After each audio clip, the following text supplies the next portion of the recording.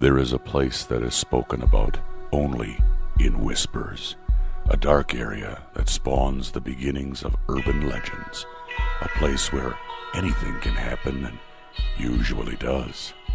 During the light of day, it hides just outside of view, but when the sun goes down, spirits, creatures of the night, roam free, and things do go bump in the night.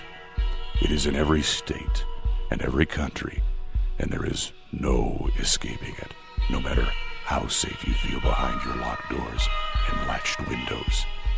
So we invite you to turn down the lights and turn up your radio while we join Dave Schrader and Tim Dennis, your hosts, on a journey into the darkness on the edge of town.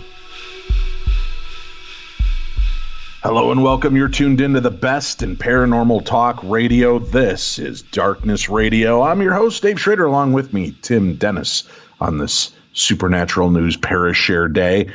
We got a lot of news and some big news for Tim. He doesn't even know about this yet. I don't? Bignews. Big news. That's what I spelled. Yeah, big news. Oh, if you don't put the space in there, it's big news. Big news. Well, it is so big, it should just be one giant word, big news. Or it'd be news, which is, I believe, a Russian word French. For something. Yeah. Oh, yeah. I thought that sounded like beignet, which is French, isn't it? Well, yeah, Creole. beignet is a delicious donutty type substance, which you can get in New Orleans, which I love. Oh, I thought that was the rub that you put on achy joints. Beignet. Oh, I need some of that today, too. Holy cow. Yeah. Beignet. Never stop. Thank you. Hello.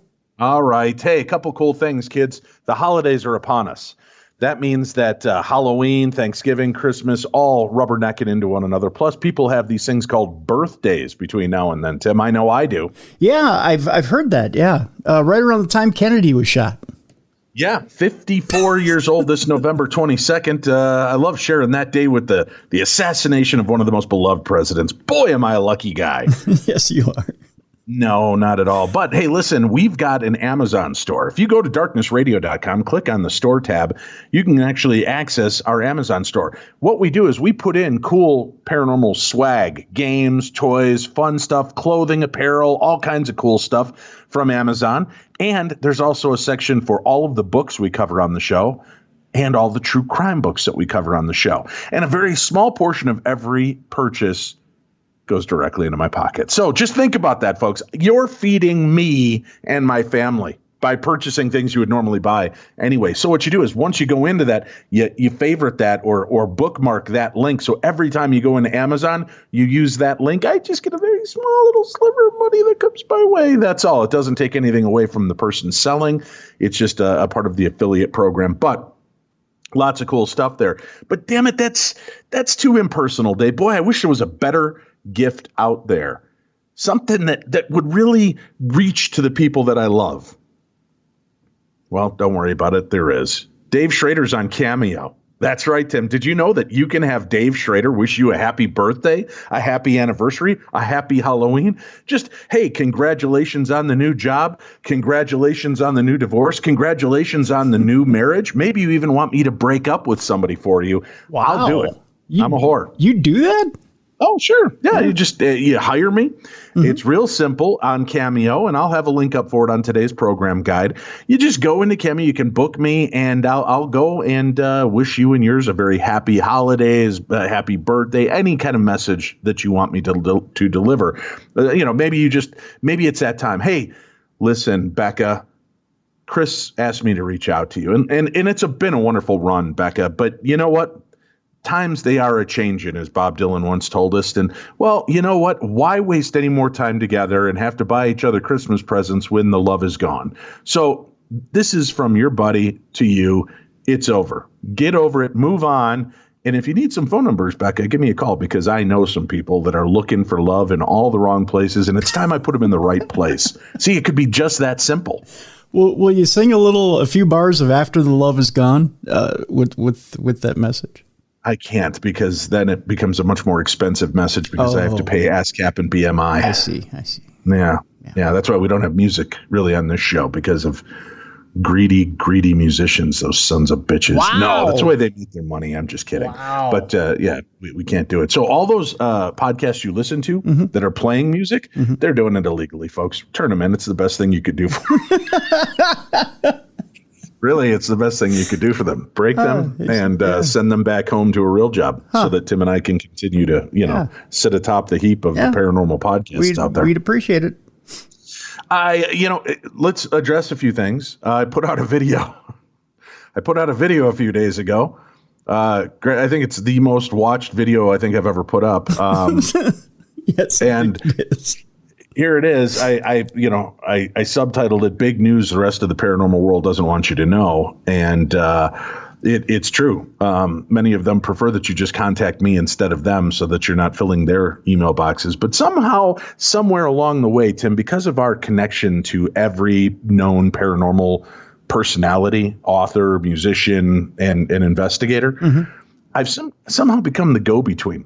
So I get emails all the time from people that are positive that Chris Fleming is their soulmate, or that Zach Baggins makes sweet, sweet love to them in their dreams, and it's time that they get together physically, or that Aaron Goodwin is the illegitimate father of their puppies. I don't know, just weird-ass emails like that. And they're trying to connect with the celebrities, and somehow I've become the paranormal roadie.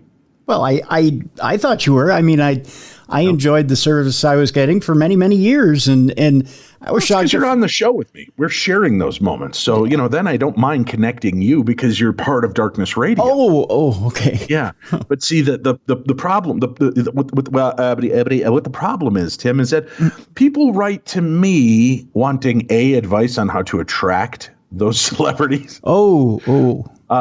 Listen, just because I've had sex with Zach Baggins doesn't mean that you can, folks. Right.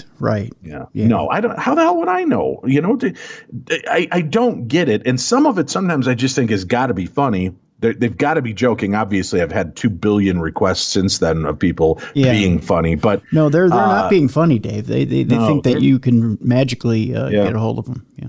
Yeah, I've actually, but something I didn't say in that video. What makes it worse is I have been at locations. One of my favorite was at the Stanley Hotel when we began our run of doing live events. And I was standing at the bar, and this beautiful, beautiful woman approaches me, and she's talking to me, and I have my arm kind of resting on the bar. And as we're talking and chatting, her hand slowly starts rubbing mine. Ooh. And I'm like, hey, where's this going? Yeah. And then she, after the 15 minutes, customary, she's not a whore. We waited 15 minutes of talking before she offered me favors. Ooh. She said, how about if I take you upstairs and, I give you an oral dissertation on, ghost hunting. Yeah. And then if I do that for you, will you introduce me to Chris Fleming? What? Who at this point is standing 5 feet away from me talking to people. Huh? And I kind of looked at her, and I looked at Chris, and I looked at her, and I go, he's standing right there, and he's hired to be here and talk to people. You could probably just go over. She's like, well, I just thought maybe if I did something special for you, you could help connect me, because I really feel like I need to be with Chris Fleming. So I turned to Chris and I go, hey, Chris, this lady thinks she needs to be with you. Can you talk to her? And I turned around and walked away. That's direct. Yeah. And here's the deal. She was striking. Why not just walk over? Yeah. Just go have that little conversation.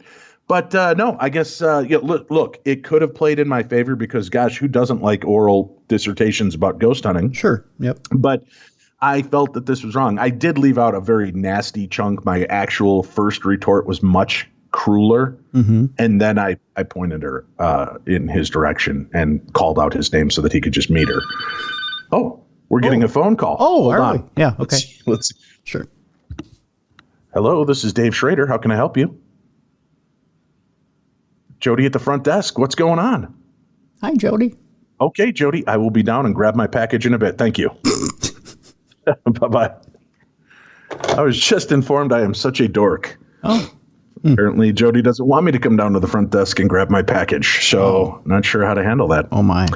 Anyway, yeah, so it's weird. I've had many offers to connect celebrities, or I've had people tell me at live events. I had one girl I won't say who the paranormal celebrity was, but he was standing over by one of the other doors, and she was talking to me, and she goes, I need you to do me a favor and kiss me right now because I want to make that person jealous. Wow. Because he's been kind of ignoring me, and I'm hoping this will trigger him to come over and try to reignite things. And I was like, good God, how weird. Yeah. And after we got done making out, I refused to do a again that night. Well, good for you. Yeah, I have standards, Tim. Yeah.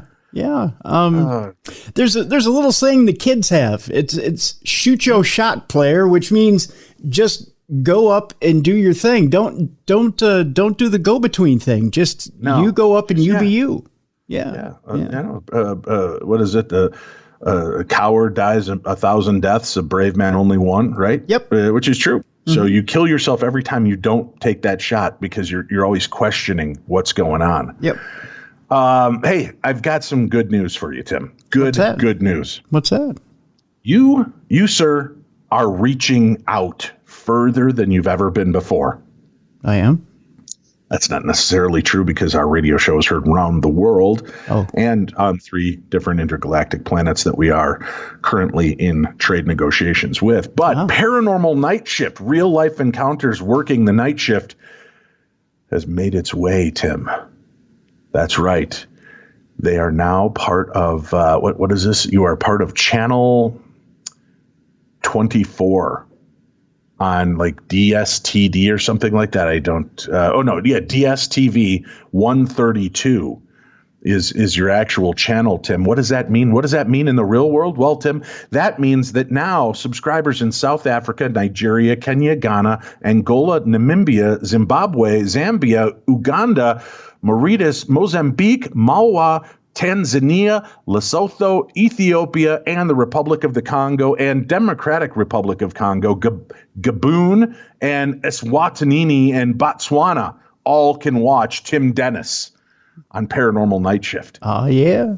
Yeah, so for all of you viewers and listeners of Darkness Radio in South Africa and those other areas, you can now see your very own Darkness Radio Tim on your TV. While most of us get our work done during the day and get to sleep away the night hours, there are those whose job involves the graveyard shift and has that nickname for a reason. Each episode of this spine-chilling series revolves around 3 different stories of paranormal encounters told by people who actually experience them while working the night shift.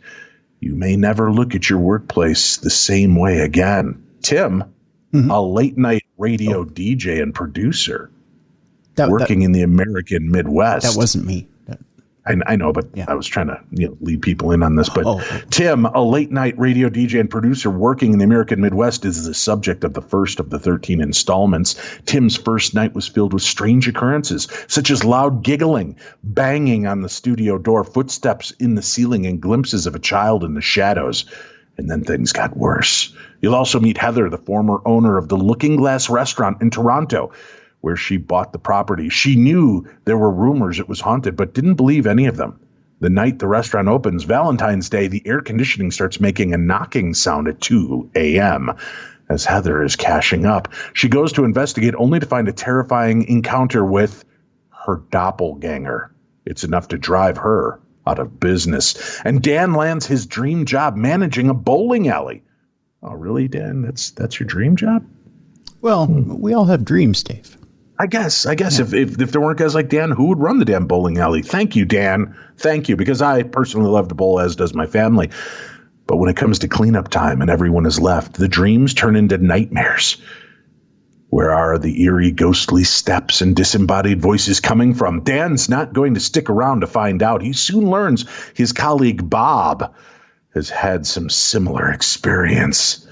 Now, Gerald's the caretaker for a high school. One cold night, he and a coworker cut through the school's tunnels. Gerald notices that he believes is an intruder, but his coworker seems to be caught in a trance.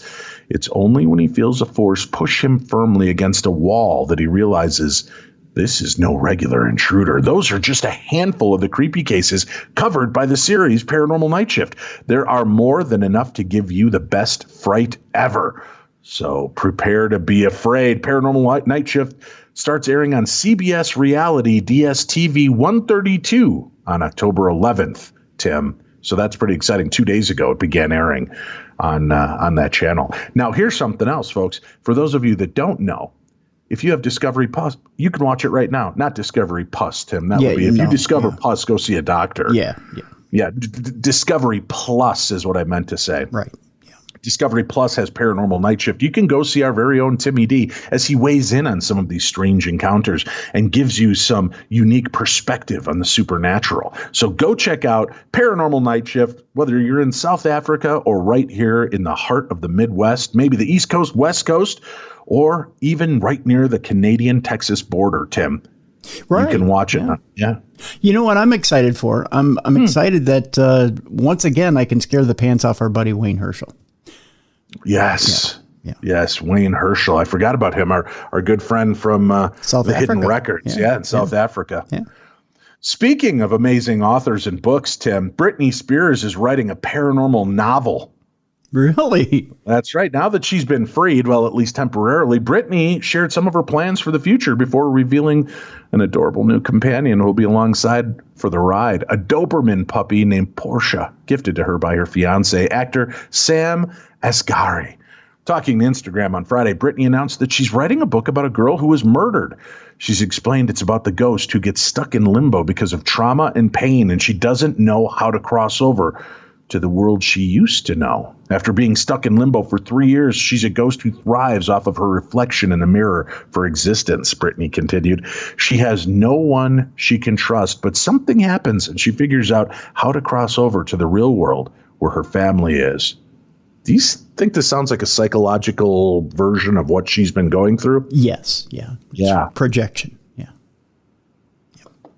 Spears also detailed the conflict her character will face, explaining coming out of the limbo she has a decision to make: greet the same people who murdered her or create a whole new life.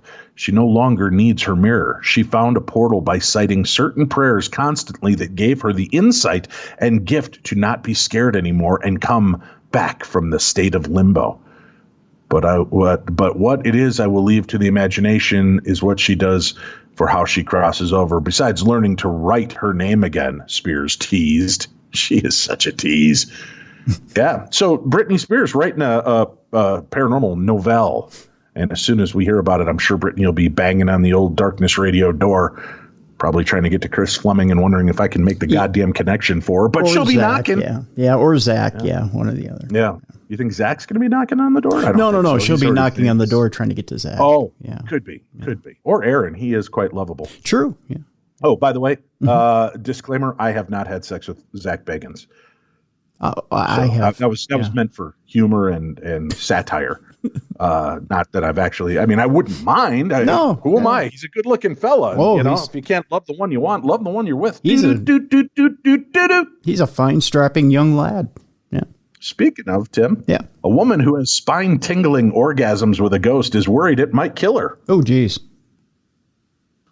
What a way to go.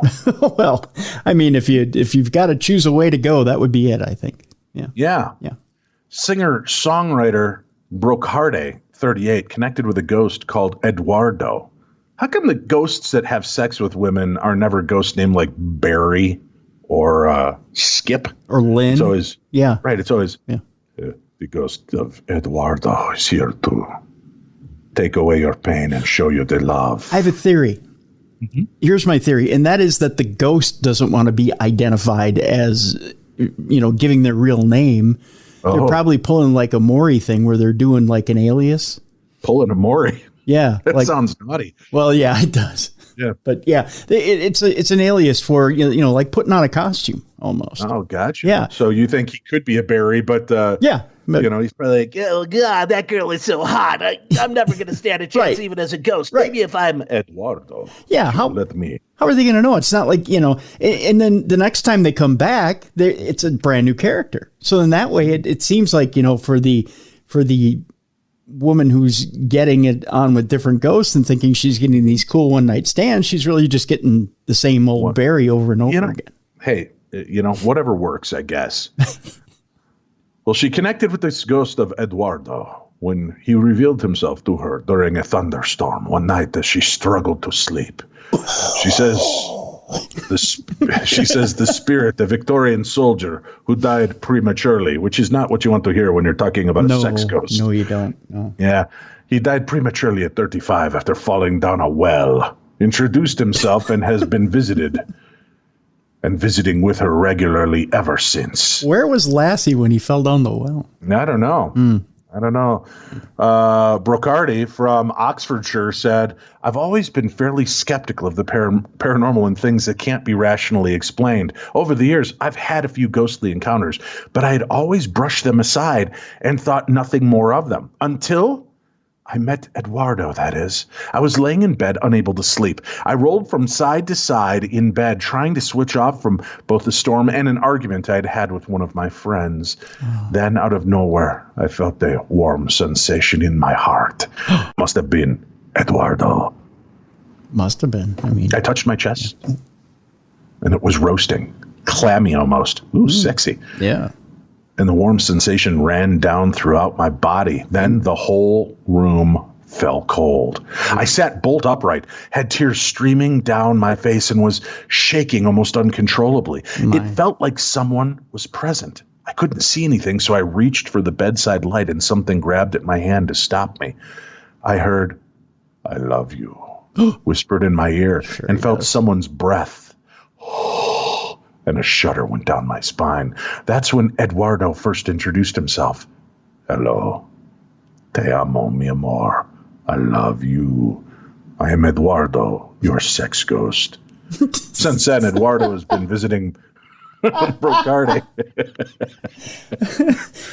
As opposed to your waiter for the evening. Yeah, right.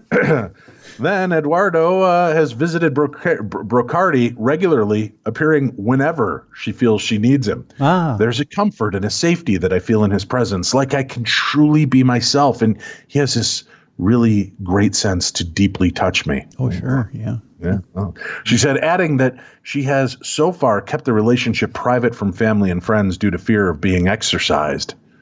Well, you're talking to a major magazine. I think your family might pick up on the story.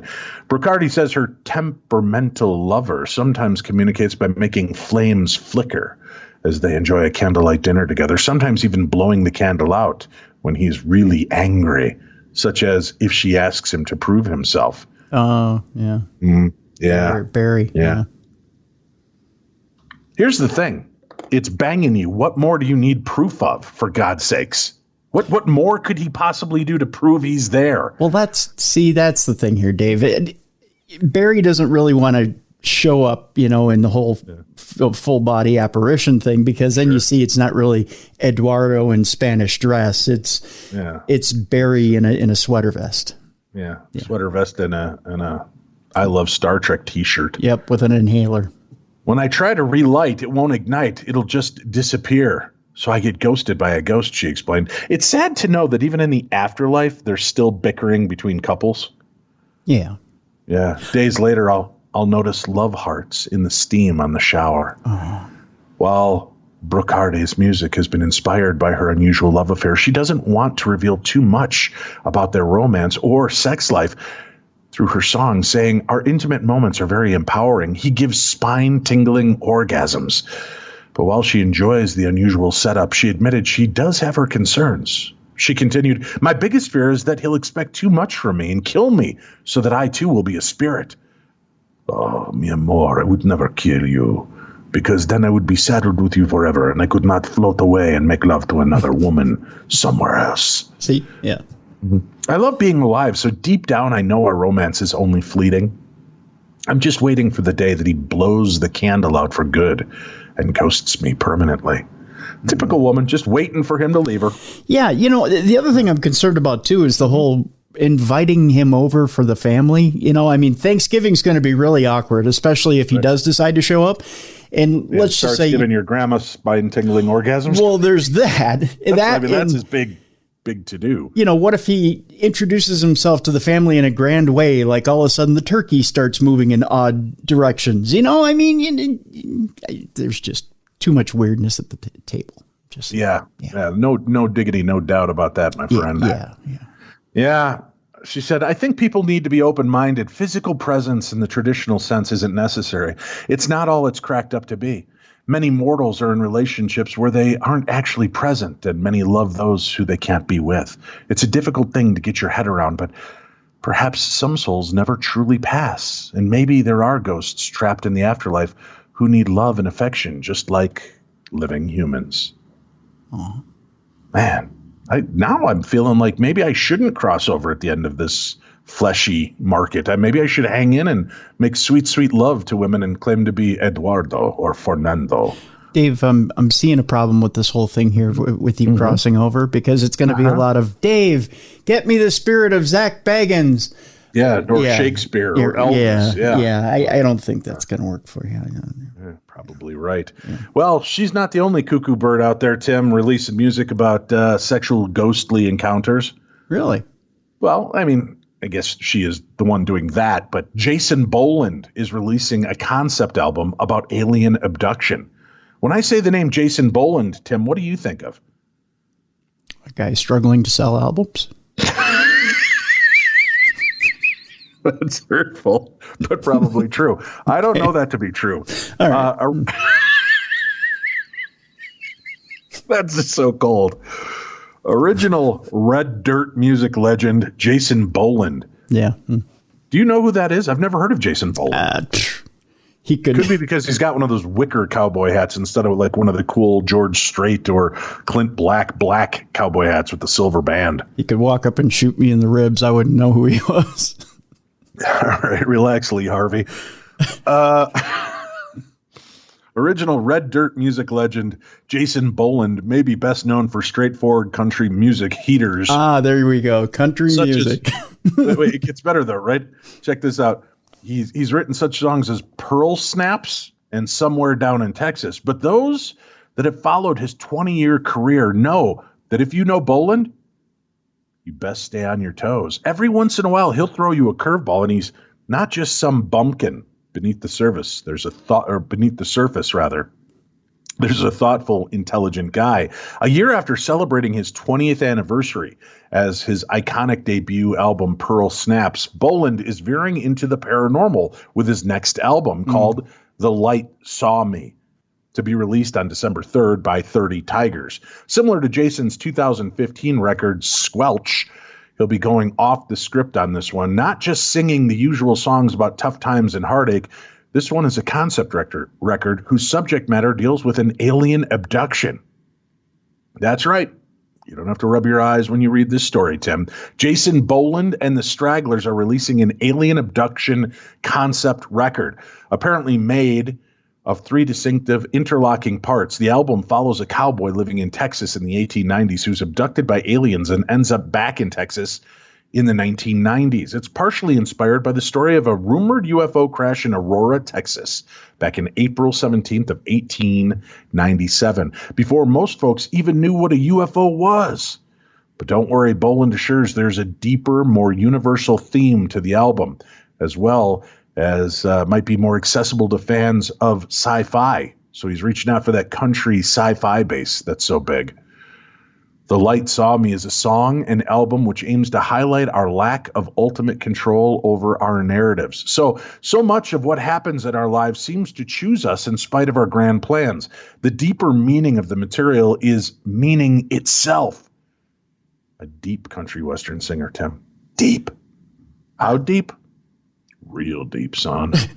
It's deep as that big gray finger in your anus. That's right. When faced with the stoic realities of our collective fate, love is the source of the power that can keep us all going. The album was recorded in Los Angeles with the Stragglers, including longtime and beloved steel guitarist Roger Ray, Tim, who had left the band back in 2014. I know you're happy to know they're back together. Oh, I am. I'm overjoyed. Yeah. It was produced by Shooter Jennings, who received some of his first producer credits on the Jason Boland and the Stragglers 2013 album, Dark and Dirty Mile. Oh, I have all his albums. Yeah, that one's sitting in my closet somewhere. Dark and Dirty Mile almost sounds like the follow-up to this alien abduction. It does. Oh, God. That is weird. I love these are the tracks. Oh, okay. Go ahead. The title track for the new album can be heard already. It's out there. It's called The Light Saw Me. Let me play a little bit of it for you. Oh, I can't because we don't have a BMI or ASCAP license. The Light Saw Me track list, though, Terrifying Nature is the first song. The Light Saw Me, or Tornado and the Fool. Mm-hmm. Here for You, Transmission Out, Transition In, Future, Straight Home, Restless Spirits, A Place to Stay, and Faux Real. F-A-U-X, Faux Real. Oh, so it's not real yet. It is. I get the double meaning. Very nice. Yeah. Mm-hmm. It's one of them fox paws, Tim. Yeah. Yeah. Oh, by the way, I mentioned that I'm on Cameo. Something else that's going to be big news to Tim. Tim's also going to be on Cameo. So if you want a hello from Tim, if you want a private message from Tim, if you want Tim to break up with me, whatever message you want, Tim is the guy for you. So Tim will be on Cameo. I've just told him of this, and I will be shooting him the link later today. So by the end of the week, you can find Tim on Cameo. Wow. And you'll be able to get those messages, live video messages from the silly and affable Mr. Tim Dennis. And I'll be doing impressions of this guy who does the Alien album. I'll even write you some country alien abduction lyrics if you'd like. Oh, look at that. Here I thought you didn't care. No, I do. I'll get creative for you. So there you go, folks. Exciting times. If you're in South Africa, now you can watch Tim's show, The Paranormal Night Shift. If you're here in America, you can watch it on Discovery Plus. And now you can check out Cameo and look for Tim Dennis from Darkness Radio and Paranormal Night Shift, and he'll be available. So you can do some cool little what you call them there cameo messages, and Tim will read them to you, or say them for you. Well, I don't know what the right term is. It's weird. Cameo is a weird little setup. I've already had about 20 people that have had me send everything from birthday greetings to anniversary, special jobs, just all kinds of cool stuff. I love connecting with the audience that way. Tim will as well. So make sure you check out Cameo. Let's see, Tim. Let's see where we should go next. Let me go to this story, because the other three links I'm going to have to copy and paste because for some reason they're not making themselves clickable to me. But let's do this first. Haunted New York house with 9 ghosts has very few buyer prospects, which is so strange. We talked about this house a while ago, and while most houses for sale list their number of bedrooms and bathrooms, this one house has kind of a unique number linked to it. Michelle Bell has been trying to sell her family's house in Troy, New York, but says she hasn't received any actual offers. While most home sellers are benefiting from this new red-hot market, this particular home is just sitting idle on the market. It may have something to do with the fact that it has 9 ghosts that supposedly inhabit the property. Bell spoke with Fox News about her family home and explained that after losing her mother to Alzheimer's, she decided it was time to part with the property. Bell had taken care of her mom for 9 years in the house until she died a few years ago. During that time period, unusual activity in the house began to ramp up. We lost 13 to 20 aides during that time, she said. Apparently, the nurses kept seeing ghosts roaming the house or its surrounding property. A few of them said they were even pushed, Bell added. Bell says that while the house has generated a lot of interest, there's been no legitimate buyers making any offers yet. According to Bell, no one has been able to show proof of mortgage approval. Oh, so it's a bunch of dipshit ghost hunters claiming to want to buy the house just so they could get in there with their K2 meter and see if they get a hit. Yep. Dear Dave, I am not a dipshit ghost hunter, but before I make such an extensive purchase, I'd like to go in and find out if it truly is haunted. Because if I'm going to exploit the ghosts and turn this into a paranormal attraction, I just want to make sure there's a legitimate ghost there. Your friend, Ben. P.S. Dave, here is our half-an-hour reel that we made for our new TV series that is available only on Tout, which is a outdated format, but I'm sure that you'll like it anyways. Please pass it along to Zach Baggins or Chris Fleming. Zach, I know, is a very prolific producer who I'm sure will be very interested to take us on as his students and or pupils. Oh, God. The house has been in the family for generations. Bell says that when she spent time there as a kid, she didn't experience any overtly paranormal activity. She did, however, say that it often felt like there was a presence in the house. She described hiding under the dining room table or in the attic where it felt safe. So wait a minute. Yeah, I grew up there and I really didn't have any kind of overtly paranormal activity, but I did hide underneath the dining room table and in the attic quite often. These might be the little triggers that are keeping some people from buying your home, darling. Mm-hmm. These days, however, things have changed. There are 3 men in the basement, Belle explained while discussing the ghost. She says she doesn't know who these men are, but they are aggressive energy. People have described feeling like they've been pushed in the basement. It's creepy down there, Belle said. Some of the other ghosts, however, are familiar to her. Her grandfather and great-grandfather have both been spotted and heard wandering the halls. While Belle acknowledged that the hauntings could drive away potential buyers, she also said that some people seek it out. She just needs to find someone who's interested and also serious about buying. Belle will continue to make regular visits to the house. She says she cleanses the house with sage to keep the spirits calm. So is it like indica sage or sativa sage? I don't know. What are you giving them to keep? Well, I guess indica is the one that will keep them calm, right? What do they call it? In the couch? It's that purple kush. Yeah.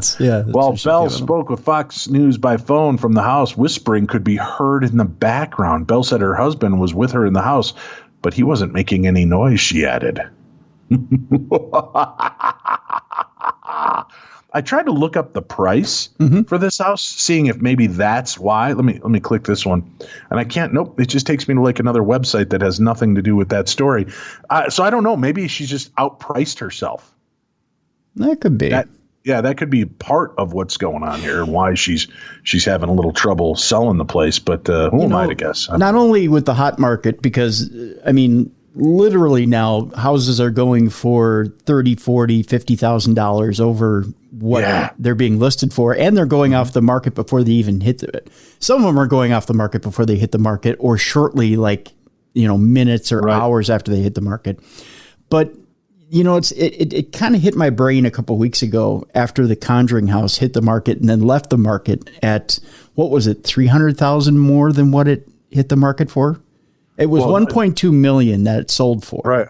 Yeah. But I'm thinking now that, and it was bought 2 years ago for 444,000. Right. And that escalation in value, I'm thinking now that it used to be that a haunted property was never sold as a value to a home. Right. It was always looked at as it's stigmatized. Yeah. Yeah. As a stigma to a home.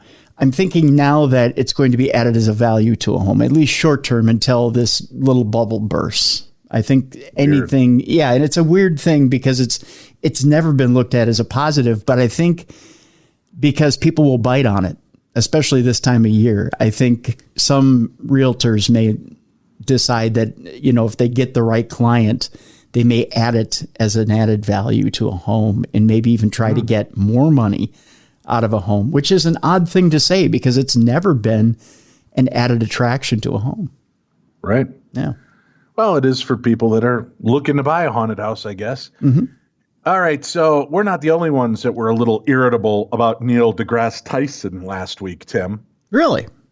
Here's an email. Hey, guys, my wife and I were just listening to the Parashare where Neil deGrasse Tyson was criticizing the naval UAP footage. It struck me that in his field and with his media experience, he has to know that military fighter jets are not equipped with high-definition cameras that are designed to take pretty pictures. They're fitted with thermal targeting cameras with sophisticated tracking software designed to track high-velocity targets, usually with the intent of blowing that target up, which, by the way, makes the footage all the more impressive that several times the objects accelerate so quickly that these systems designed to track supersonic aircraft cannot keep up with them. That he refers to the footage as grainy and monochromatic with the intent to dismiss its validity makes it clear to me that he's intentionally attempting to misdirect attention.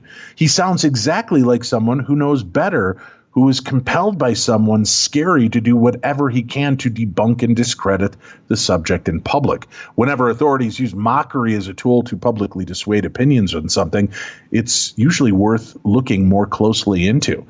I personally believe there are two issues going on with information on UAPs, an official campaign that is using skunkworks technology to drive a fear narrative to control public behavior, and real knowledge of non-human life and technology that is being suppressed, discredited, and controlled despite an abundance of evidence going back through all of recorded history that we are not alone, nor are we in any danger from beings that could have wiped us out of the universe ages ago if they were so inclined. That's my 2 cents anyway, and that comes from John. Thank you, John. I'm glad that we have somebody listening to the show who sees the truth. Neil deGrasse Tyson, you hack, you fraud. Give me a call, buddy. Let's have a drink. And I was wondering, Neil, if you could introduce me to Zach Baggins, that'd be great. Yeah, that'd be awesome. Yeah. Hi, Dave and Tim. My name is Denny Martins. First, I've been listening to your show since 2010, and you guys are the best. I don't know if he sang it that way when he typed it, but that's how I heard it in my head. Seriously, I have yet to miss a single episode. Today, I would like to write about musical synchronicity. I'm from Mystic, Connecticut, which, of course, is very historic and active with the paranormal. Even our bookstore has ghosts. My love for the paranormal, however, is a close second to my first love, which is music. My earliest memories involve music. My mom would only have the radio on during the day, never the TV, and I was a DJ at my college radio station. These two interests do converge time to time.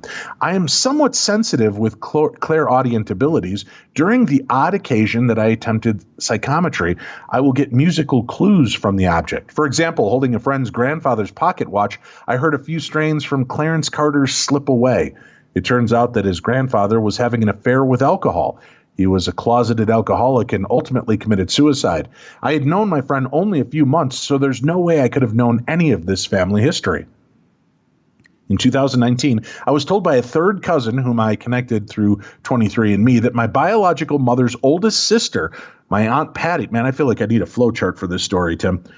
I was told by my third cousin whom I connected through 23andMe that my biological mother's older sister, my Aunt Patty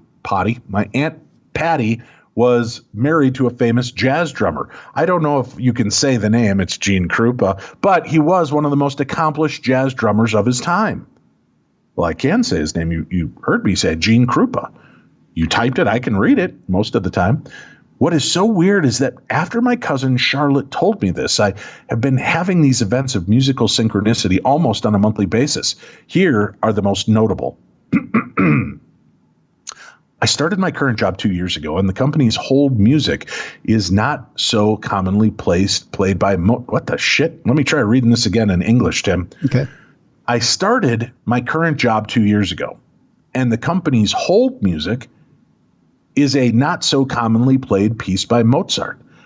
Soon after I started, I attended the 2019 Mass Paracon in the Berkshires and had a reservation at a nearby B&B. As soon as I stepped out into the entrance, I heard the same hold music playing on the CD player behind the check-in desk.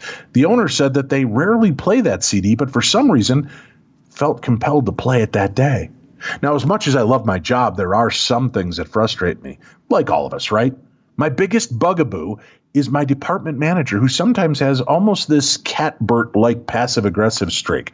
One day I was texting a coworker about my latest complaint, and I wrote that if you asked my manager for water, she would give you gasoline, thinking she's doing you a favor. Well, as soon as I sent that text, a song called Gasoline and Matches came on the radio. Several months after this, I was listening to one of my favorite bands, The War on Drugs, on the same station. This song, called Under the Pressure, is one of my favorites because the haunting piano reminds me of early Roger Waters era Pink Floyd. I decided to look up the name of the piano player. While I was searching for his name, a client called me. As soon as I pulled up the musician's name, the client introduced himself. The first name of the client and the piano player, Robert. All right, that's not as impressive. Robert is kind of a well-known name. If it had been like Ignatz or Catbert, that would be crazy. Yeah. Finally, this one happened just a few weeks ago. One of my quirky hobbies besides paranormal research is writing perfume reviews. I don't know why that just struck me funny. I was writing a review about this perfume that had a lot of coconut in it. And as soon as I wrote that it smells like a Mounds bar, Harry Nilsson's Coconut came on that same radio station at that moment. What is really intriguing is that these songs are not part of the station's usual playlist. You might hear them every 2 to 3 months. However, that is even more confounding, is that these events only started after I found out about my connection to the jazz drummer. Maybe these synchronicities are a reminder of how interlinked we truly are. Maybe. All I know is that these two passions of mine intersected when I made this intriguing connection with people whom I'd never met but are part of my DNA. Thanks for letting me share, and I look forward to your next show as always. And that comes from Denny. Till he hears me giggle about the fact that he writes reviews for perfume. Yeah, that's not going to go over big with them. I'm sorry, Denny. I'm sure that's a great side gig. It just caught me off guard. Besides paranormal research, I also enjoy, Star Trek conventions. I just kind of expected something like that, not perfume reviews. But God love you, somebody's got to do it. Now we know which perfume we should and should not buy and what has a nutty undertone of coconut and chocolate. That would be kind of a good perfume. It sure as hell would. We have to take a quick break. We'll come back. We've got more of the best in paranormal talk radio. I'm Dave. That's Tim. This is Darkness Radio.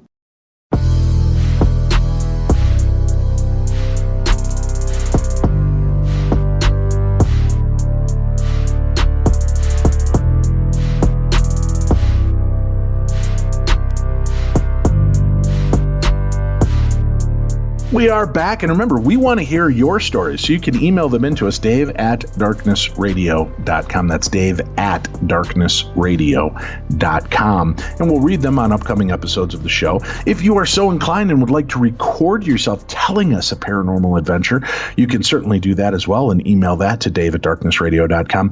I say that, and now I have to address one of our listeners. She recorded over a 30-minute dissertation of her stories. It'd be easier if you could make them in little bite-sized stories and email them to me maybe once every couple of weeks. We just, unfortunately, with what we're doing, we just don't have the time to take a 30-minute piece and pare it down and cut it and edit it and do all that work right now. So, we'll eventually get to that long one, but it might be easier if you just want to record short little segments and send them to us that way. But we will certainly do our best to read those when we can or play those audio bits. And hopefully, about the beginning of December, we'll be launching back into some of the Theater of the Minds. Now, I'm still out filming at an undisclosed location, and we'll be here through mid-November. I then come back for a few days. Then I'm off to my son's military graduation, then back for a few days, and then another event that I'll be doing, and then I'll be settled in for quite a while. So we'll get back to Theater of the Mind. I know some people, I do have to laugh, dude. I love our listeners. I love these people, but some of them drive me mad.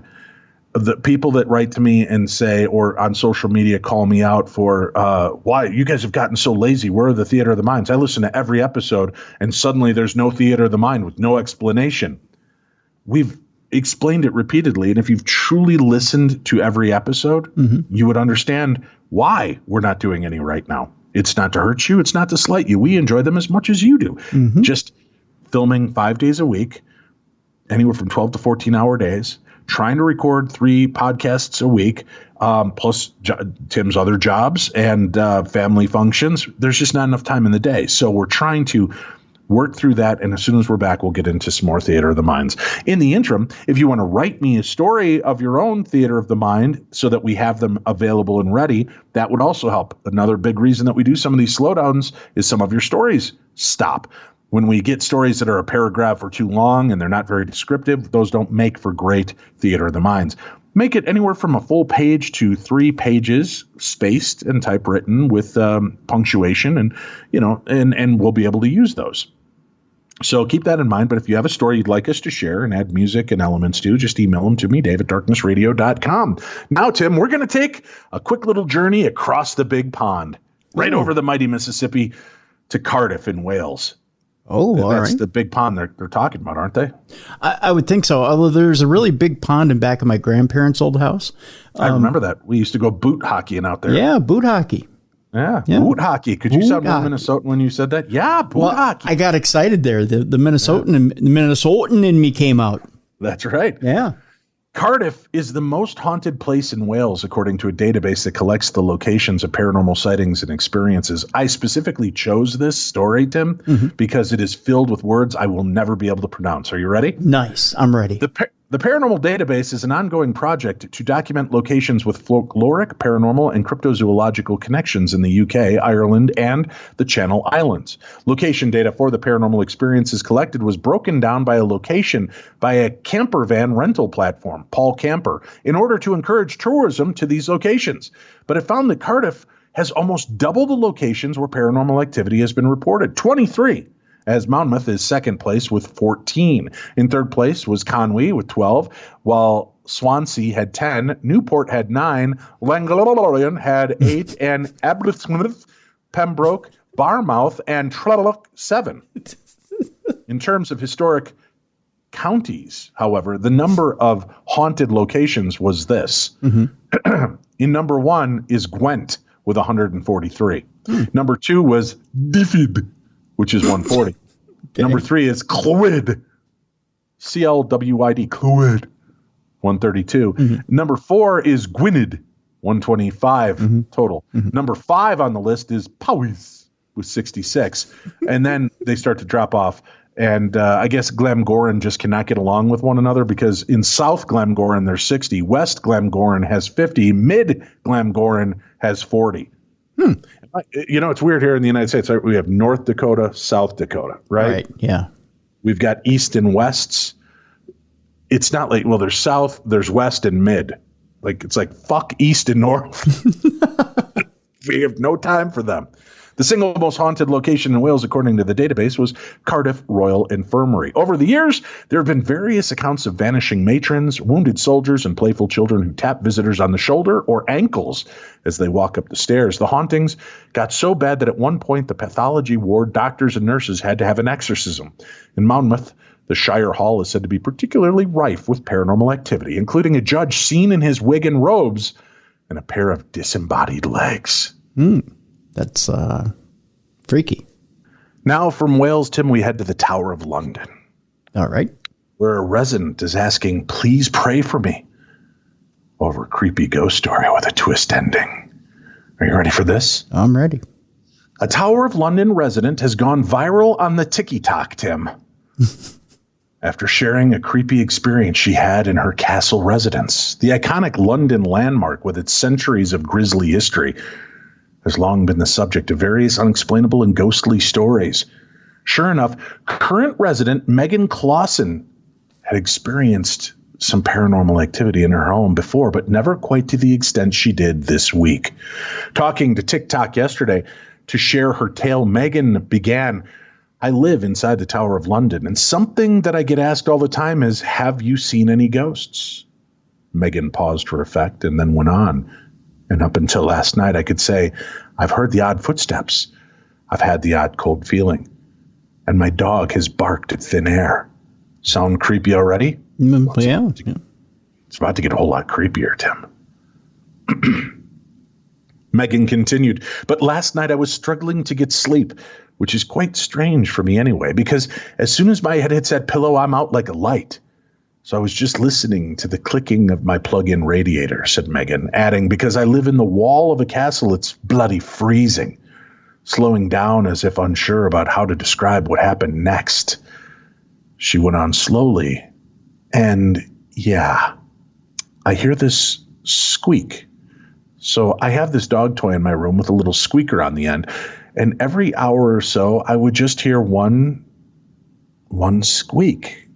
And then it would stop. But earlier, Megan mentioned she had a dog, right? So it's not that weird that her dog would have been playing with its toy at night, right? Wrong. Because then Megan added the kicker. And this would have been absolutely fine had my dog not been 150 miles away at my mom's house. If this made a shiver run down your spine, you're not alone, Megan candidly added. So yeah, please pray for me. God, people, Darkness Radio audience, I'm asking that you come together and pray for this woman who's dealing with the worst kind of haunting in the world, a squeaky dog toy ghost that squeaks once every hour. Oh, the humanity. Oh, the humanity. God, for God's sake, she lives in the Tower of London. She couldn't have made up a better story than a dog toy squeaks once an hour. Good God. Yeah. But that leads us into our next story, Tim. While we're over in cheery old London town, heartbroken Londoners regularly communicate with dead pets via mutt mediumship in Wimbledon. In the era of more people looking to pet ownership to fulfill their parental instincts, a question started to buzz around my head. If we now hold birthday parties for pets, push them around in prams, dress them in three-piece suits, and hold family-style photo shoots with them, what else is there? Something I heard about that seemed very unusual, according to the author of this article, was the idea of a pet seance, which particularly unorthodox friend's mom was said to engage in. In a world where pet parenting and treating pets like humans is growing ever more common, is it possible that more people believe in a spiritual side to their four-legged friends? Curious about the story I had heard about the mediumship, I went on the hunt for a pet seance. This eventually led me to Ash Robinson and his family's church. Sunday Mass is often a rather toned-down affair full of hymns, sermons, prayers, etc., but not at the Wimbledon Spiritualist Church. Here, something rather different happens. They swap the liturgy for clairvoyance and sermons for summoning spirits. The building itself is rather unassuming, made up of pale brick behind a basic gated fence. When you enter, the effect is no different. Friendly faces greet you at the door, which leads to a village hall-style lobby. I was met by a husband and wife duo that run that church, Reverend Ray and Jackie Robinson, and their son, Ash, helps out. Ash is also one of the leading mediums at the church. The church has been a family affair since Del Boy, Ray's dad, and Ash's granddad became a reverend in 1982 before Ray took over in 2007. Oddly enough, the ashes of Del Boy and his wife Hazel and their dog Brandy are spread in the garden out in the back of the church, which is commemorated with a plaque bearing all three names. I spoke to Ash about pets and spiritualism. Had he, as a medium, ever felt the presence of a pet from the other side? He said he had instances of it happening and believes that pets have souls attached to them that go on after they pass. He went on to explain that they don't just help contact pets, but also offer spiritual and absent healing for people's cuddly companions. Spiritual healing, he said, was a transference of energy of one person to a group to another being to help with physical or mental injury.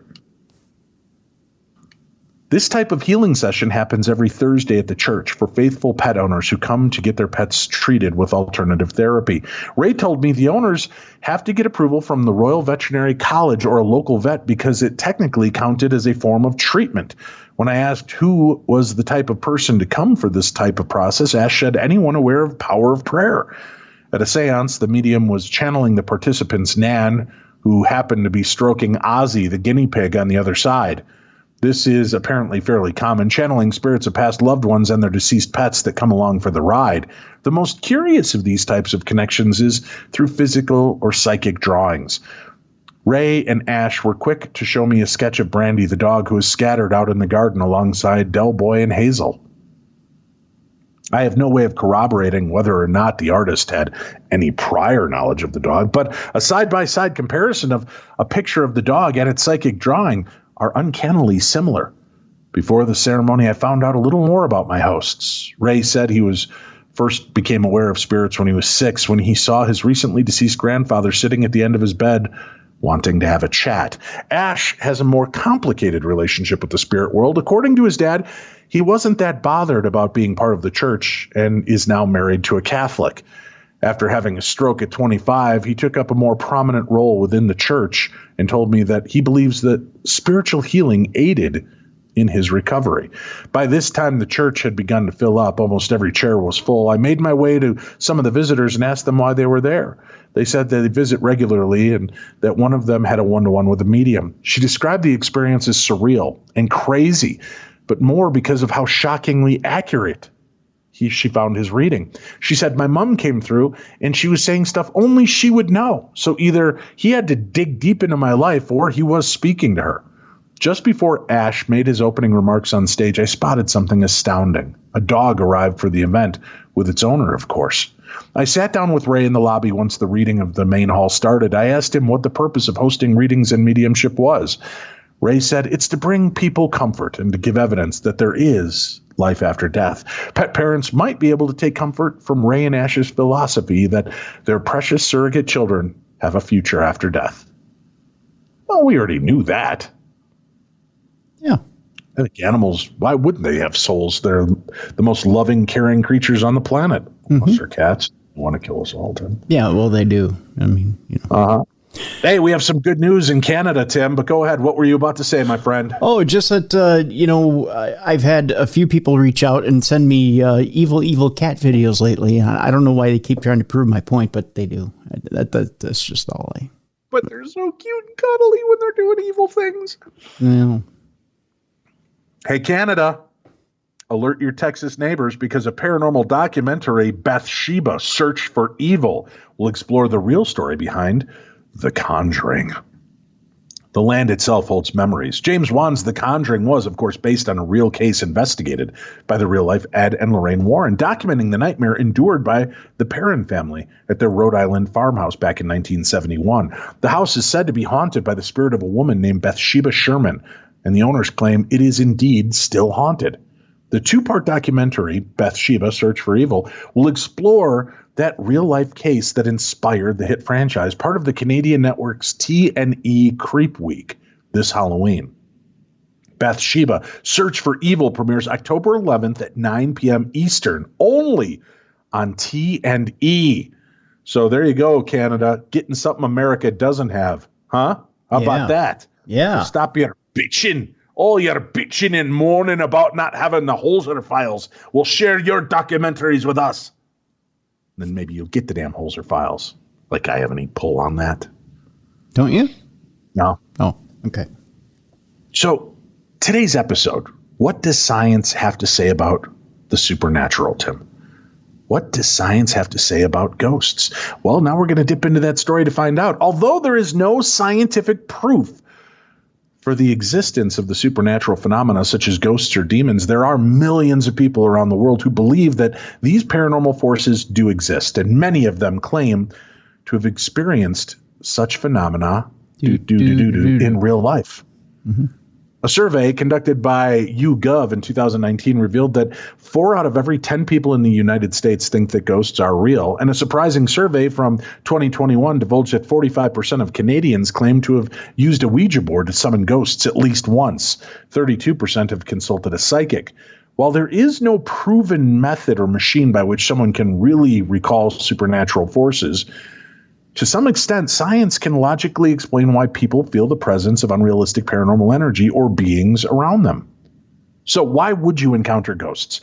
Now, again, folks, this is just the article. I'm sharing it with you as written. Based on the laws of science as we know them, ghosts, demons, zombies, vampires, and wandering spirits, they're just fiction. There's no substantial evidence that suggests the existence of any such supernatural phenomena in the world.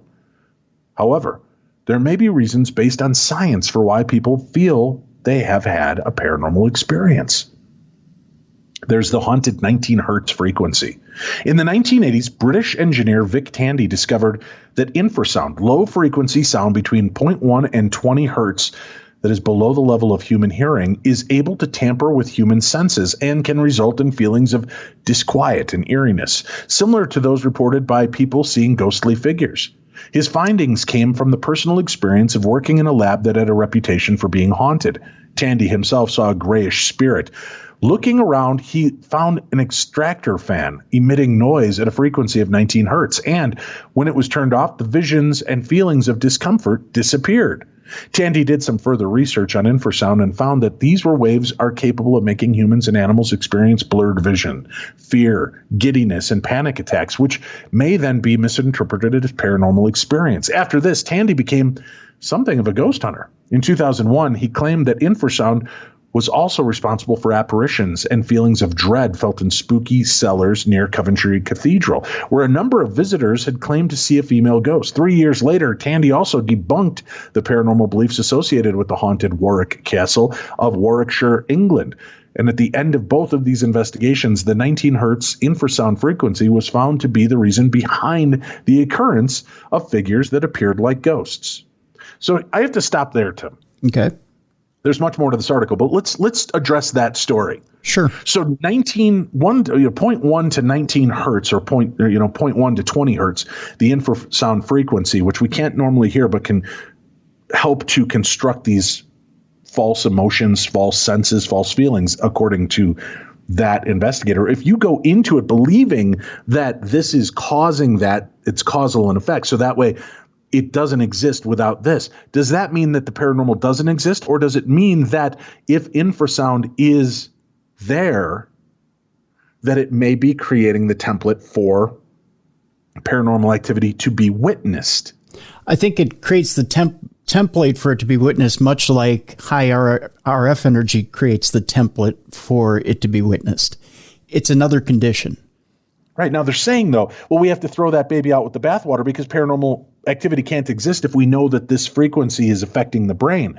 But if it's affecting the brain in a way to awaken it, perhaps the third eye, the pineal gland, or creating this ability to kind of tap into a frequency we normally wouldn't, then does that discount the reality of the paranormal itself? I mean, it's interesting. But again, if you go into it believing, oh, this gives us false information, therefore everything that happens is false. If I went in as a believer and said, but when we instigate this infrasound, activity begins to happen around us and we can see it and hear it. Well, why would it trigger things in our brain that isn't there, causing hallucinations? The scientist is saying that it's not triggering anything, or it's not opening anything. It's creating a state of agitation to other senses, which is creating false positives. Right. Exactly. That's what I'm saying. But yeah, that's because he's coming at it with this isn't real. But on the other side of it, couldn't we say that this is the key that needed to be used to unlock the potential of the human brain or awareness? You could. That's one way of looking at it. However, you also have to have evidence that says that you're creating that same effect in each individual person. If it doesn't create that effect in each individual person, then that's not creating the same positive effect in every person. So science would have to say, okay, if you take and open that frequency in each individual person, they have to see the exact same. I'm going to play the song here. Phenomena. In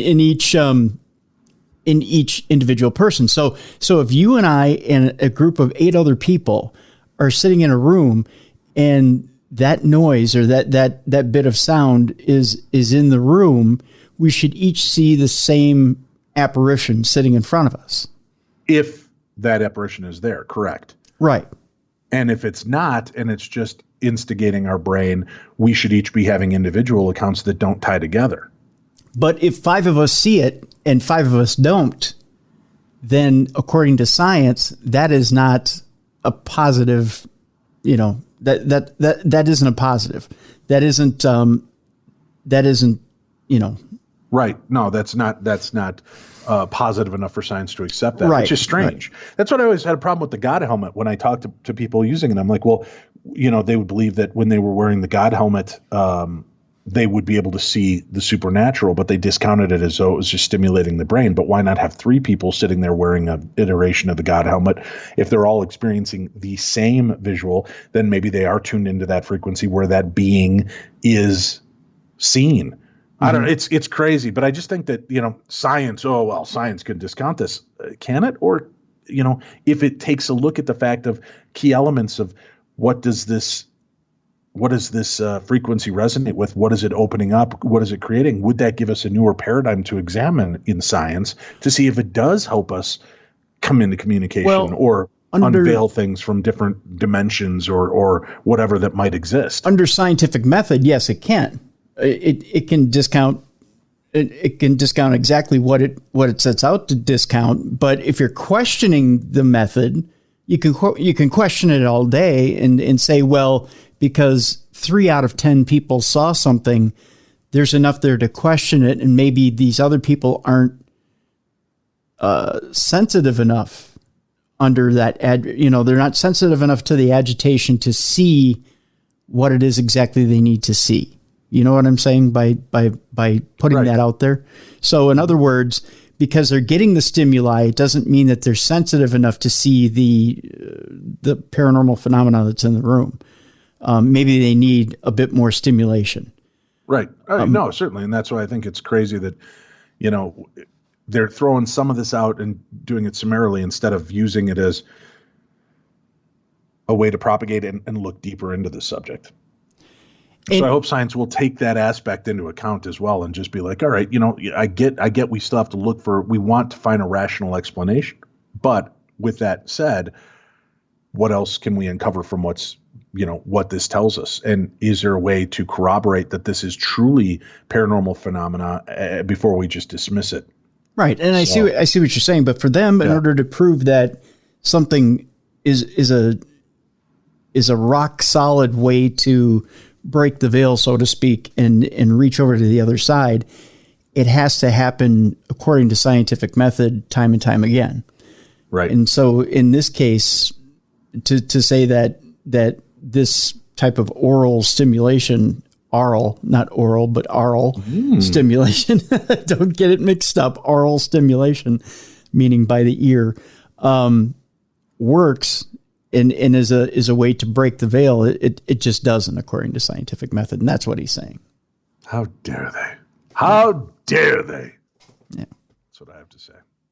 All right, let's continue on here. More beliefs that this is fake is through disturbed mental health. Research published in the journal Frontiers in Psychiatry highlights that anxiety, sleep deprivation, epilepsy, and other kinds of neurological issues can give rise to the fear of ghosts in an individual. Moreover, psychiatrists believe that mentally ill patients are more likely to report paranormal activities around them as compared to others, possibly as a result of suffering from an anxiety disorder.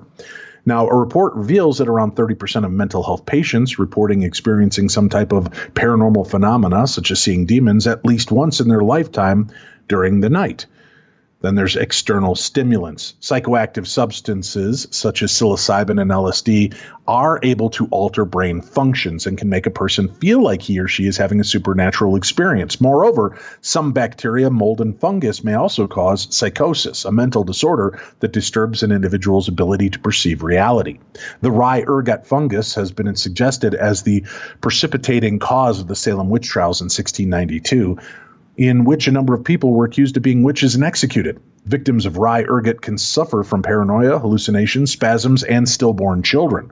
Other theories suggest that the Earth's geomagnetic field, solar flares, and many other cosmic events may also affect human brain activity. However, no such theory has been experimentally proven thus far. However, sometimes an idea or suggestion is even enough to trigger the visions of an imaginary horror around you. Research and psychological experiments indicate that visual and verbal suggestions can influence the way people perceive the environment around them. For example, if you're staying in some random hotel for a couple of days and one day a friend informs you that the hotel is haunted, there's a probability that from there you will begin to feel fear or even experience paranormal happenings around you.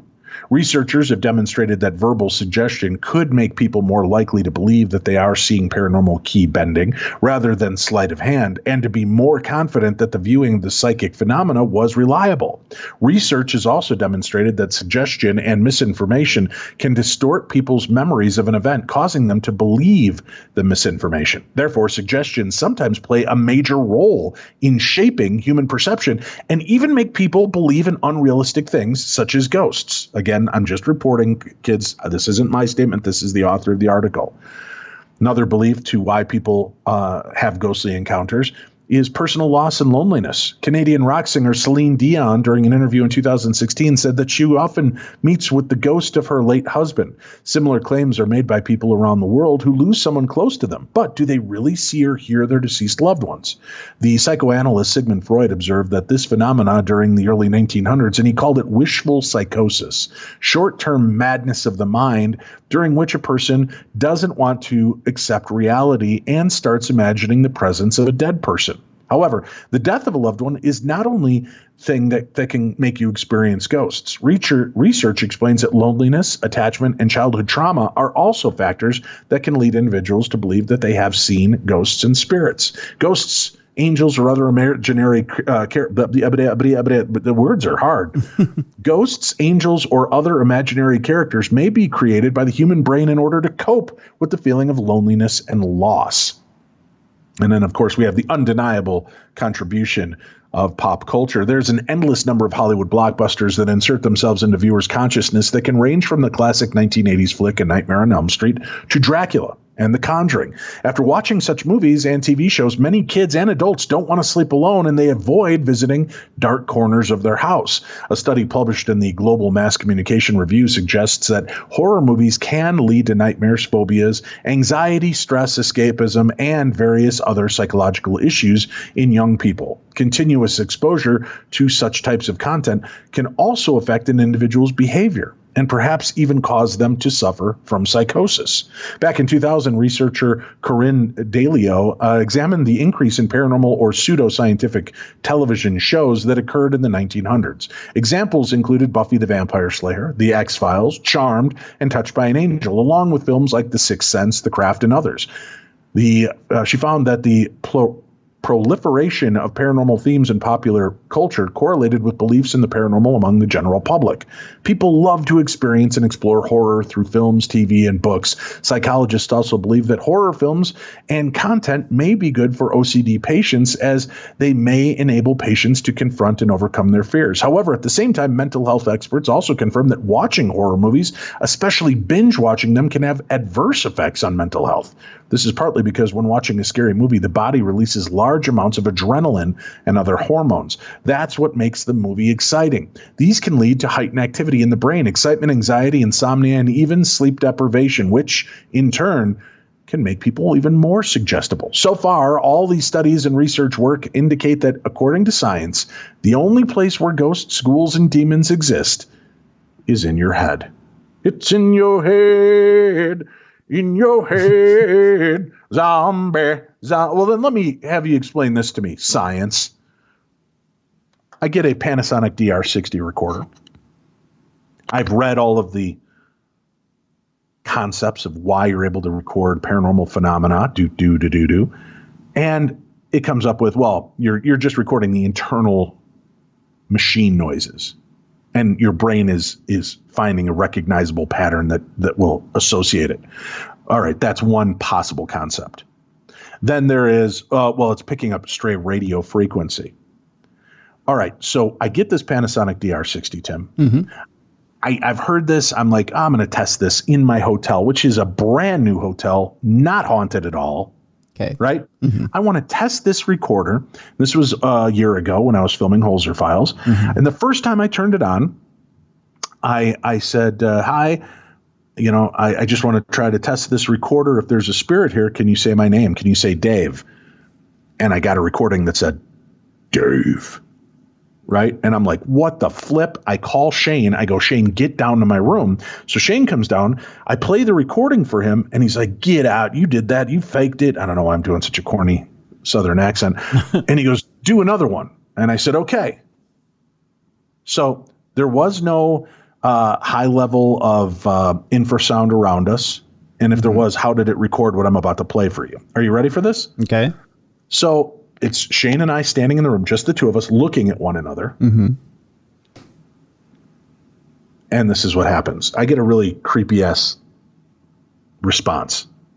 Sorry, I didn't hear anything. If you're still with me, can you say my name? Can you say Dave? Do you know his name?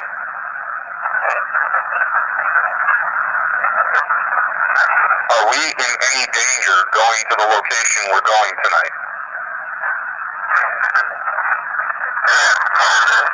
Thank you. So we're getting something, it's like, I say my name, and it just starts laughing at me. And some of the other stuff is unintelligible, but I mean, that was a pretty clear laugh, like it was mocking me. Then I took it out that night to the location, got nothing. At the haunted location, dude, there was dead silence. So it can't be the recording of the internal sounds or stray radio frequency, because it was late at night. If anything, I should have been picking up more radio frequency. Nothing came through. But in my room, we got that. So trust me, that was a hard pill to swallow. To have to sleep in that room knowing something was in there mocking and laughing at me, Tim. I get that in life. Why do I need that shit when I'm, sleeping? Our next story, Tim, is an audio daily double. Are you ready for this, folks? Here's the headline for said story. Ghosts believed to make mischief in historic upstate public square. A ghost walk is now planned for that downtown area. Let's go ahead and listen to local WYFF, Channel 4, NBC News. Now to a ghost story that brings us to a historic public square in the upstate that's filled with restaurants and shops. Some say ghosts from the past continue to make mischief for the new business owners. Pictures captured the days before cars, when carriages filled the public square in downtown Lawrence. The storefronts have changed, but businesses are still operating in these old buildings. So where you're sitting is where the caskets used to be, because next door was a mortuary. From caskets to coffee. Peggy Shakola owns the Coffee Roost. She's up early. And if you're on the square, like I am at 5:40 in the morning, sometimes you hear it.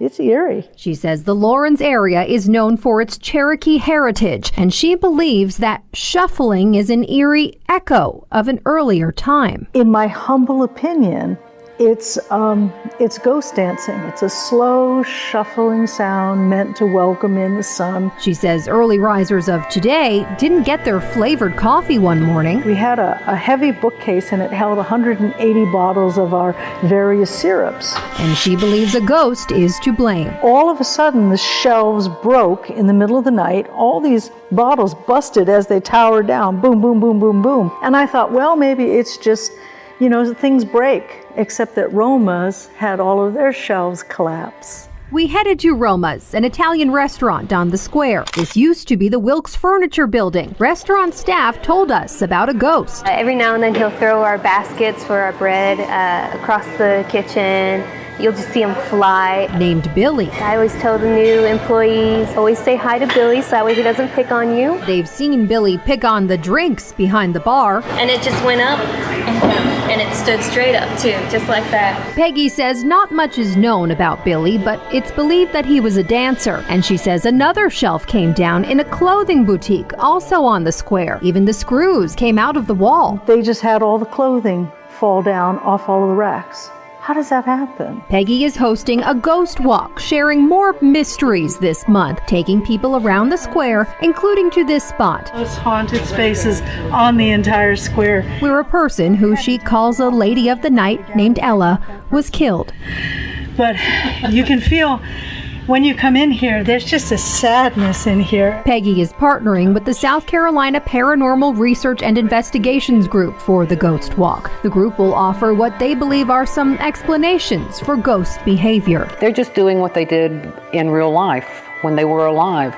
They're walking down the street. They're going to their favorite bar. Peggy says while the stories about the square may seem a bit spooky, the ghosts don't seem to want to harm anyone. Instead, she says perhaps they simply want to remind people that the public square in downtown Lawrence is their home too.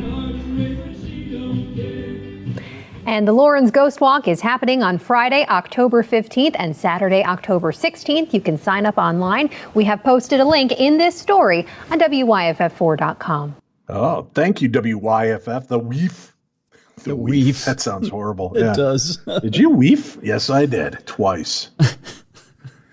All right. Elvira, Mistress of the Dark, has a dark secret to share, Tim. Cassandra Peterson, known as Elvira, tells of some of her real-life hauntings that has plagued her and Star Wars star Mark Hamill. As Elvira, purveyor of puns and spooky sex appeal, Cassandra Peterson has literally draped herself in the macabre. The guided fans of a schlock and awe journey through horror cinema for 40 years is now telling in her new biography, Yours Cruelly, Elvira Memoirs of the Mistress of Dark. Peterson details her life before creating the Queen of Halloween and the wild ride after the fact. At times, the book reads like a Forrest Gumpian work of fiction as Peterson and Elvira encounter Elvis Presley and Johnny Carson, trains alongside fellow pop culture icon Paul Rubens, a.k.a. Pee Wee Herman, and befriends horror legend Vincent Price. She also met a ghost or two and lived in a haunted house once occupied by Star Wars Mark Hamill. The supernatural, paranormal, metaphysical, and other woo-woo topics are a recurring theme throughout Yours Cruelly. The very first lines of the book recount a visit to a palm reader when Peterson was just 17. She likewise details a paradigm-shifting discussion with the king of rock and roll about spirituality, religion, numerology, and astrology. Peterson was philosophically influenced by the self-actualization ideas and the power of your subconscious mind by Dr. Joseph Murphy and the science of mind by Ernest Holmes. And though forced to attend Sunday school as a child, Peterson doesn't identify as religious, but she does believe in a higher power. But it was at her Briarcliff Manor home in Hollywood Hills, California, that Peterson came face to face with the afterlife. After discovering the home in 1989, following nearly a decade as Elvira, Peterson happened upon the 21-room, 5,600 square foot mansion built in 1910 while walking her dogs. She knew she had to own it, and once she did, things got strange. The very first day they moved into Briarcliff Manor. It began with hearing footsteps from the empty third floor. From there, Peterson recounts in her book, she witnessed an apparition of a woman dressed in a 1930s-style nurse's uniform that warned she was going to take Peterson's sleeping ex-husband into the pool. Another time, she encountered the specter of a man in a period clothing sitting by the fire. Not only does Peterson report the house was the site of more than one suspicious death, including that of a Ziegfeld Follies girl who died in that pool and wasn't discovered until the next day, she tells of a dinner party attended by Mark Hamill. The Star Wars actor revealed he had lived in Briarcliff in the 1960s until one of his housemates died by suicide. Peterson tells Den of Geek in a recent interview he drove in the gates and he just got out of the car and stood there and was going, "Oh my God, I can't believe it. This is the house I lived in when I was in college." Peterson said Hamill proceeded to drop this bomb about his roommate who died in the home. We told Mark all about what had been going on there, so he was fully aware of that, and he told us that story because we told him about all the creepy things that were happening. Peterson says, we were like, "Oh my God, please don't tell us that." Of course, it turned out to be a master bedroom closet right across from our bed. Despite her personal beliefs, the misadventures as Elvira, Peterson said she doesn't encounter the strange and unusual all the time, even though she currently lives in a very creepy home that was previously the site of a horrible, horrible violent death. However, she does recall a moment from her youth, in the 50s, probably, that she ascribes to the paranormal. When I was a kid, I was in my basement room, Peterson tells us. I had a little closet next to the bed, and I'd always try to get my friends to do the Ouija board with me. But when they weren't around, I didn't have anybody to do it, and my sisters were completely not interested, so I started doing the Ouija on my own.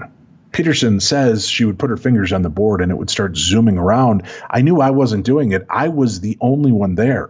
Peterson says that the board started talking about Salem, Massachusetts and the witch trials, as well as the name, this person, that person. Around third or fourth grade, Peterson decided she didn't want to engage any further because she didn't know who was moving the planchette on the board. One night I freaked out, she said. I took the board, threw it in my closet, slammed the door, got in bed, turned off the lights, and then I laid there freaking out for a while. And then as I'm ready to fall asleep, I hear the little planchette scratch, scratch, scratch, scratching on the board in my closet. Peterson says she admits this could be the recollection of a child's imagination, but remembers sitting up the whole night, frozen in that spot, too scared to get up and open the closet door or to go anywhere near it. The next morning, she told her mom. Peterson's mom grabbed the board and planchette, threw them both in the backyard incinerator, burning them up. I was really sad about it, but kind of relieved too. When this writer brings up the fact that Ouija boards, now owned by Hasbro at one point, were promoting their manufacture from Salem, Massachusetts, the Mistress of Dark replied, "Oh, seriously? That's bizarre." And that is a truly creepy tale from the Queen of Halloween. And you could go check out her book, Yours Cruelly. As a matter of fact, we have it in our Darkness Radio shop at Amazon. All you have to do is go to darknessradio.com, click on the store tab, go into our Amazon storefront, and in the paranormal section, you'll find Elvira's book. So make sure you go order that and check it out for yourself. Let's see here, Tim. We've got a couple other ones. Oh, this is fun. Everybody wants to get that perfect dream house, Tim. Mm-hmm. Just remember, nightmares are dreams too, my friend. Uh-oh. Uh-huh. When Ben, Rocky Harris, and Danielle Witt first came across a charming little bungalow for sale in a suburban Maryland last year, they thought it was picturesquely perfect. But shortly after they sealed the deal, they found out that their dream house had inspired one of Hollywood's greatest nightmares. We discovered that in the 1940s, a teenage boy who lived there became possessed by a demon, and an exorcism was performed. Rocky Harris told As It Happens host Carol Off, That became an article in the Washington Post. It got a Georgetown University undergrad's attention who wrote a novel, and that novel became The Exorcist.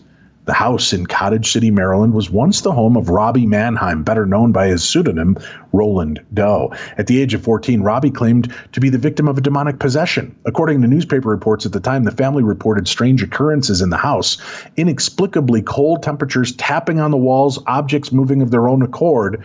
Your standard horror film series of events, Rocky Harris quipped. The family later moved to St. Louis, Missouri, where the boy reportedly underwent a series of exorcisms. His story generated media buzz at the time and later inspired William Peter Blatty's 1971 paranormal novel, The Exorcist, and the 1973 horror film adaptation of the same name. The film, which swaps 14-year-old Robbie for 12-year-old Reagan, was a cultural sensation and is often cited as one of the greatest horror movies of all time. Since the film's debut, several psychiatrists and other skeptics have publicly speculated that Robbie was more likely a victim of undiagnosed mental illness than demonic possession. Nevertheless, the house still holds a lure for horror fans and paranormal believers. Film buffs do stop by or slow roll the house to take a picture, Rocky Harris said. There's definitely a clique around that film. The couple didn't know about the house's sinister history when they bought it. They were tired of getting their hopes up in a bonkers housing market, so they waited until they'd sealed the deal at Google with the neighborhood. We were a lot shocked, Rocky Harris said, and then we realized that the house was a great get. They've been living there for almost a year now, and they say they haven't noticed anything spooky. We joke that one of our cats, when he's attacking his own reflection in the hardwood floor, might be chasing a ghost or a Babadook. Oh, God, the Babadook. But it's just him hunting his own reflection, Rocky Harris said. As my wife has pointed out, demons possess people, not houses. Not true. Rocky Harris says they're not creeped out because they don't really believe in demonic possession. In fact, he says the Exorcist movie didn't scare him when he first saw it at the age of 14 anyway. I thought it was good. It didn't personally scare the bejesus out of me, he said. Bullshit. Still, you can never be too careful. When they first moved in, Whit and her friend decided to cleanse the house of any malevolent presences by burning sage. I drank a beer on the porch while they did it, and everything seems fine, Rocky Harris said. So imagine that. You buy a house and then find out it is the house that the movie and the book The Exorcist inspired. This next story, I'm just going to read the headline and the first place on it, Tim, because finally Minnesota comes in number 1. Okay. These are the most haunted places in the Midwest, according to Yelp, Tim. October's here, and that means it's officially spooky season. If you and your friends have outgrown the annual haunted house in your hometown and you might be interested in visiting someplace with a reputation for real paranormal activity, well, the Midwest is home to some of the spookiest places in the country. From cursed restaurants to haunted hotels, Yelp tapped into its data to come up with 15 of the region's most haunted places to visit. The following list was compiled by identifying reviews that mention the term haunted and then ranking the sites based on several factors, including the total volume and ratings. Number 1, Hell's Kitchen in Minneapolis, Minnesota. Oh, yeah. And one last thing. This place might be haunted or hell itself, because both my partner and I tried to take a video of the holograms in the restroom. Awesomely creepy. And neither of our videos came out. And the picture we took was dark. That's the shittiest review I've ever heard. Yeah, we tried to take a picture and it didn't come out. It's haunted. But at least it's not as creepy sounding as the next place, the Slippery Noodle Inn in Indianapolis, Indiana. Whoa. You have Jailhouse Pizza in Brandenburg, Kentucky. The Decker House Bed and Breakfast in Mason City, Iowa. Story Inn in Nashville. The Country House in Clarendon Hills, Illinois. The Old Talbert Tavern in Bardstown, Kentucky. The Elms Hotel and Spa in Excelsior Springs, Missouri. Fenton Hotel Tavern and Grill in Fenton, Michigan. And the Ohio State Reformatory in Mansfield, Ohio. Then there's the Old Town Tattoo in Chicago, Illinois. The Pfister, I hardly know her, Hotel in Milwaukee. The Golden Lamb in Lebanon, Ohio, the Shaker Cigar Bar in Milwaukee, and Shiro Restaurant in Novi, Michigan. For all of the Yelp reviews and stories surrounding those locations, go to Darkness Radio, click on the News tab, and there you will find everything you could possibly want to know about the Slippery Noodle and all of the other great places. Our final story is here, Tim. Okay. A U.S. man is suing a psychic who promised to remove an ex-girlfriend's curse. Mauro Restrepo said Sophia Adams promised she could save his marriage if he paid $5,100 to exorcise the spell, according to a fraud suit filed with the Torrance Superior Court. Ms. Adams allegedly told Mr. Restrepo that he and his family would be unhappy and in danger if this curse wasn't lifted. He's now seeking $25,000 in damages, including, among several other allegations made by Mr. Restrepo, are charges of negligence, civil conspiracy, and both intentional and negligent infliction of emotional distress. Mr. Restrepo said that he contacted Ms. Adams after searching for psychics on Google. Ms. Adams' website bills her as a psychic love specialist and PhD life coach, which the suit claims made plaintiff more confident that he was speaking with a professional that could help him. During the session, Ms. Adams read his tarot cards and told him he had a Mala Sutra, or bad luck, placed on him by a witch hired by his ex-girlfriend, and unless the curse was removed, it would ruin Mr. Restrepo, his children, and his marriage, the court papers say.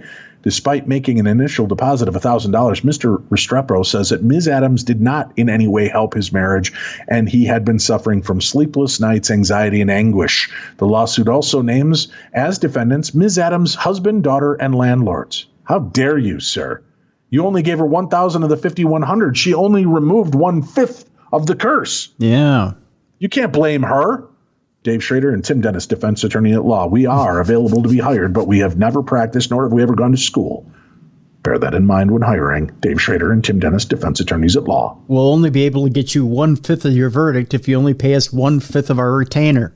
Right. Exactamundo, as Mr. Arthur Fonzarelli would say. Yeah. Hey there, Dave, and of course, simultaneously, Tim.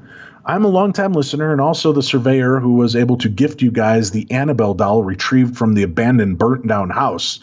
Me and my wife, Jessica, recently completed a journey of road tripping the 48 connected states of the U.S. and our connecting neighbors. Our travels escalated into something bigger than we ever imagined, becoming a published book titled All 48 Drive Your Dreams, in which your amazing podcast kept us company throughout the nights. So from each of us Darklings, thank you. Here's a true ghost story from our travels that we had to publish in our book. It was early afternoon, and we were passing through Idaho. Idaho, Tim? Idaho?